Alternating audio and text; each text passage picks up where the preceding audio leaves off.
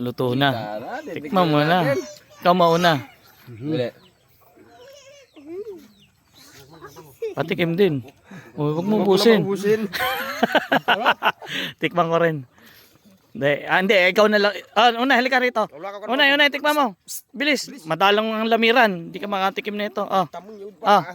Tol, hawakan mo nga tol. Diyan sa may ano. Kuha na kayo. Bilis. Maubusan kayo dito. Bahala kayo. Tikman ko rin. Ay, grabe. Ang sarap. Masarap pala yung... Grabe, ang sarap. Sarap po. Sabi nila lasang manok daw. Hawig nga. Hawig, no? Pero ano, grabe ang pakasarap pala na ito. Napakasarap pala ng Masarap pala. lamiran. Ngayon ko lang natikman to. Ito, seryoso. For the first time ko natikman to. Seryoso, ano, talagang makakain mo talaga siya sa sarap. Masarap. Oo. Kahit walang ganong Ricardo, no? Sobrang sarap. Asin lang nga nilagay dito eh. Asin. Oo. Masarap, tikman mo. Turay. Masarap. Napakasarap pala ng ano. Tsaka yung laman niya, tignan niyo po yun naman. Parang Manok din.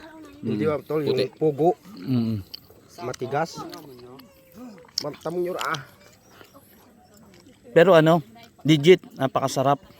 No? Partida asin lang nilagay dito. Asin lang. Walang langsa, wala kahit anong amoy.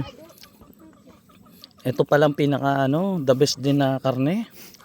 Pwede palang alagaan to.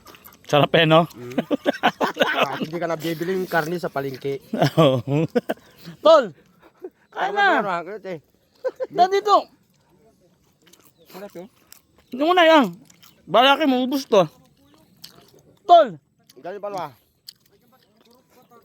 Bahala kayo. Tikman nyo. Dalawa na. Kurot na kayo. Napakasarap po ng ano. Malasa. Oo, iba yung... Iba yung lasa niya. Ang sarap. Gusto mo?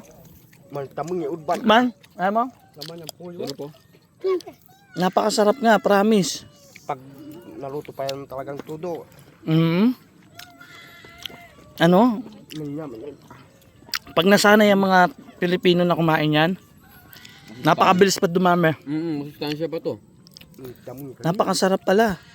Saka walang anggo. May napaka talaga. Oo nga no, wala nga. Talagang kailangan lagyan ng napaka kasi talagang masarap. Solid. Legit. Luto-lutuan lang yan. Asin lang nilagay. Pero solid.